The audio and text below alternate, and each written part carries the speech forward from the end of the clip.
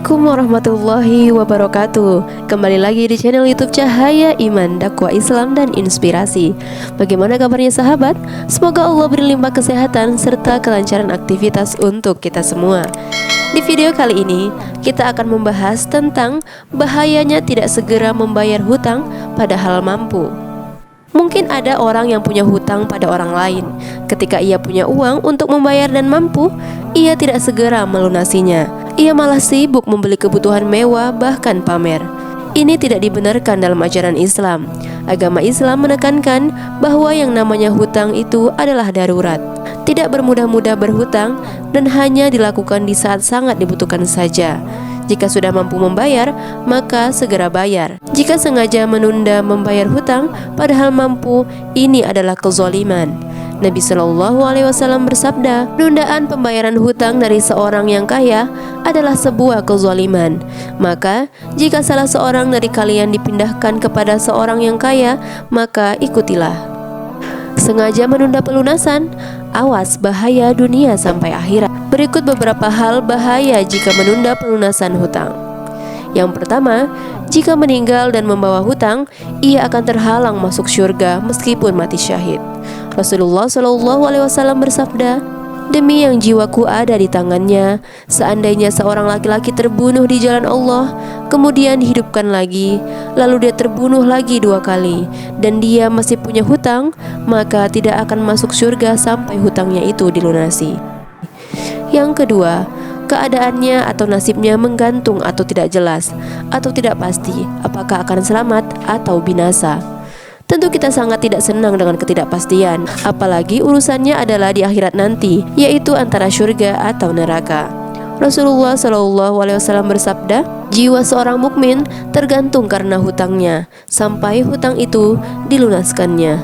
Syekh Abul A'la Al-Mubarakfuri rahimahullah menjelaskan, berkata Asyuyuti, yaitu orang tersebut tertahan untuk mencapai tempatnya yang mulia. Sementara Imam Al-Iraqi mengatakan urusan orang tersebut terhenti atau tidak diapa-apakan, sehingga tidak bisa dihukumi sebagai orang yang selamat atau binasa sampai ada kejelasan nasib hutangnya itu sudah dibayar atau belum. Yang ketiga, sahabat yang punya hutang tidak disolati oleh Rasulullah Shallallahu Alaihi Wasallam, padahal sholat beliau adalah syafaat. Dari Jabir radhiyallahu anhu, dia berkata, adalah Rasulullah Shallallahu Alaihi Wasallam tidak mensolatkan laki-laki yang memiliki hutang, lalu didatangkan mayit ke hadapannya. Beliau bersabda, apakah dia punya hutang? Mereka menjawab, ya, 2 dinar. Beliau bersabda, solatlah untuk sahabat kalian. Maksudnya adalah Nabi Shallallahu Alaihi Wasallam ingin menjelaskan kepada para sahabatnya bahwa hutang sangat tidak layak ditunda dibayar sampai meninggal, padahal ia sudah mampu membayarnya. Sesungguhnya salat beliau untuk si mayit adalah syafaat atau penolong, dan syafaat beliau adalah hal yang pasti. Yang keempat, orang yang berhutang dan berniat tidak mau melunasi akan bertemu dengan Allah dengan status sebagai pencuri. Rasulullah Shallallahu Alaihi Wasallam bersabda, siapa saja yang berhutang lalu berniat tidak mau melunasinya, maka dia akan bertemu Allah pada hari kiamat dalam status sebagai pencuri. Yang kelima, status berhutang membuat pelakunya mendapatkan kehinaan di siang hari dan kegelisahan di malam hari. Umar bin Abdul Aziz berkata, aku wasiatkan kepada kalian agar tidak berhutang, meskipun kalian merasakan kesulitan,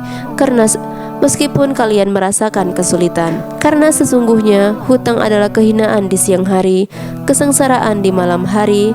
Tinggallah ia, niscaya martabat dan harga diri kalian akan selamat, dan masih tersisa kemuliaan bagi kalian di tengah-tengah manusia selama kalian hidup. Bagi yang memang harus berhutang karena terpaksa dan darurat, tidak perlu terlalu khawatir, karena jika memang terpaksa dan berniat benar-benar membayar, maka akan dibantu oleh Allah. Ancaman tersebut bagi orang yang punya harta dan berniat tidak membayarnya.